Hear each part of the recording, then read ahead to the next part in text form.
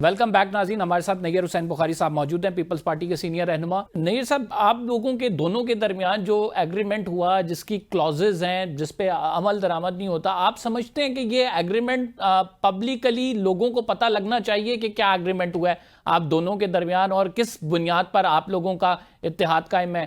یا پھر آپ سمجھتے ہیں کہ یہ دونوں پارٹیز کا اپنا پرسنل میٹر ہے، اسے پبلک میں لے جانے کی ضرورت نہیں ہے؟ میجر کلوزز تو پتہ ہے اور وہ دونوں جانب سے اناؤنس بھی ہوتی رہتی ہیں۔ اس میں پی ایس ڈی پی کے حوالے سے جو بنانا اس کے مطابق ہماری کنسلٹیشن سے بنے گا۔ اس میں کانسٹیٹیوشنل آفیسز ہمارے پاس ہیں، ان کے پاس چیف منسٹرشپ ہے۔ وفاقی حکومت میں ہم نے کہا ہم کیبنٹ سلاٹ نہیں لیں گے، لیکن اس میں لا آفسرز کی اپوائنٹمنٹ کے حوالے سے بات تھی، اور اس پہ یہ جو ہماری کلوزز ہیں وہ تو کوئی سیکرٹ ڈاکومنٹ نہیں ہے، لیکن it is between two political parties, تو obviously it should remain between two political parties.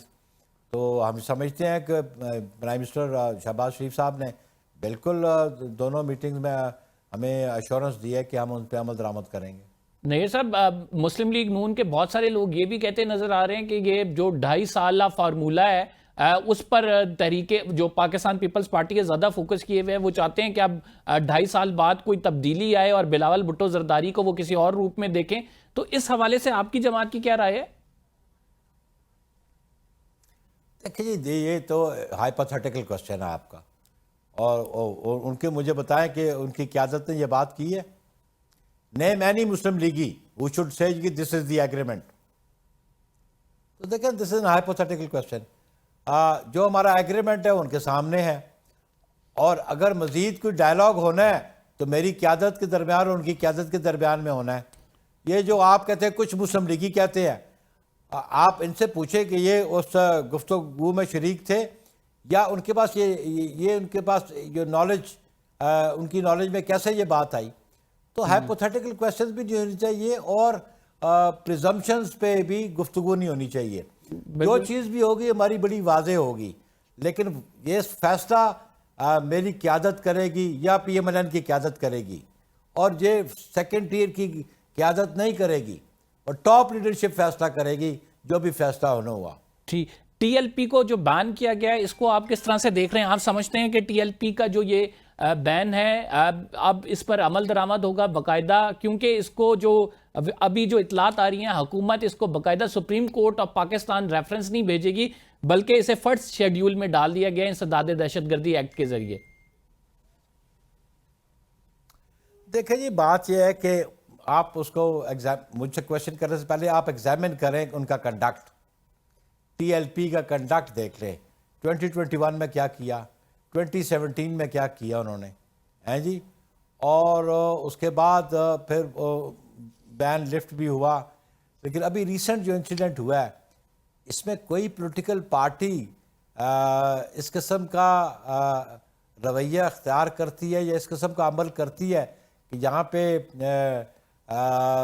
Police forces پہ اٹیک ہو، ریاست کے جو ایسٹس ہیں ان کو ڈیمیج کیا جائے، اور پھر لوگوں کو پرووک کیا جائے اور اینٹی اسٹیٹ ایکٹیویٹیز کی جائے۔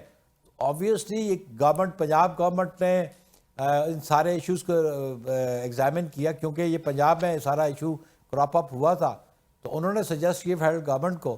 تو میں سمجھوں کوئی بھی پولیٹیکل پارٹی ہے وہ اتنی آزاد منچ نہیں ہوتی، اس کو ریگولیٹ کرتا ہے قانون، الیکشن ایکٹ ریگولیٹ کرتے ہیں اور ملکی قوانین ریگولیٹ کرتے ہیں۔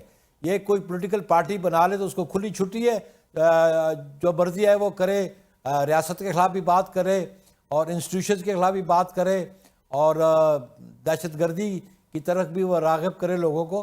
تو یہ فیصلہ ابھی گورنمنٹ نے کیا ہے، اس میں آرٹیکل 17 موجود ہے، پولیٹیکل پارٹی بنانے کا اختیار تو ہر شہری کو ہے، لیکن with in the parameters of law and the constitution.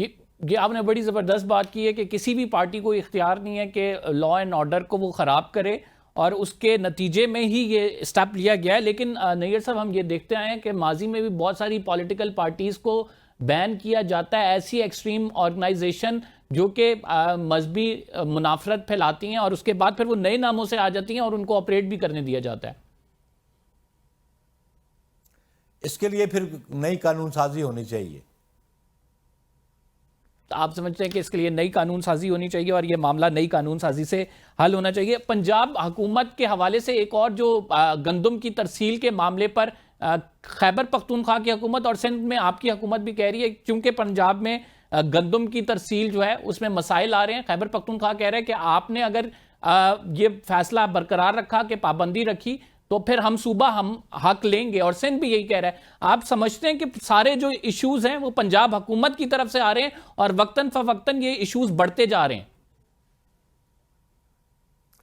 دیکھیں جی، پروونشل گورنمنٹ کو اپنی قانونی رانی ذمہ داریاں پوری کرنی چاہیے اور یہ دیکھنا چاہیے کہ پاکستان ایک فیڈریشن ہے اور فیڈریشنز کے جو فیڈریٹنگ یونٹس ہیں ان میں ہم آہنگی ہونی چاہیے.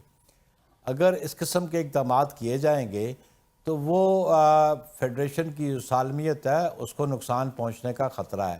لیکن آپ یہ دیکھیں کہ یہ گندم کا جو ایشو ہے، پرائمریلی اس ایشو پہ کی ذمہ دار کون لوگ ہیں؟ وہ لوگ ہیں جنہوں نے سپورٹ پرائس اس کی مقرر نہیں کی. زمیندار پس گیا اور اب اس حالیہ فلڈ میں وہ برباد ہو گیا ہے. آپ نے ان کو کوئی سپورٹ پرائس بھی نہیں دی ہے. میں سمجھتا ہوں کہ یہ پاکستان پیپلز پارٹی کو کریڈٹ جاتا ہے کہ ہم نے 2008 میں سپورٹ پرائس بڑھائی اور 2020-21 تک آپ کو گندم امپورٹ کرنی نہیں پڑی. آپ ڈالر خرچ کر کے باہر سے گندم منگاتے ہیں، آپ اپنے فارمر کو انسینٹیو کیوں نہیں دیتے؟ اور میں سمجھتا ہوں کہ سندھ گورنمنٹ نے کہا تھا 4200 روپیز رکھیں پرائس، بلکہ میری اپنی اسٹیٹمنٹ تھی 4500 روپے رکھنی چاہیے تاکہ آپ فارمر کو انسینٹیو دیں.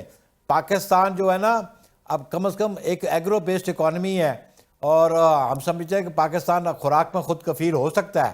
تو ہم ایسے اقدامات کیوں نہیں اٹھاتے کہ ہم اس قوم کو، اس ملک کو خوراک میں خود کفیل کر سکیں؟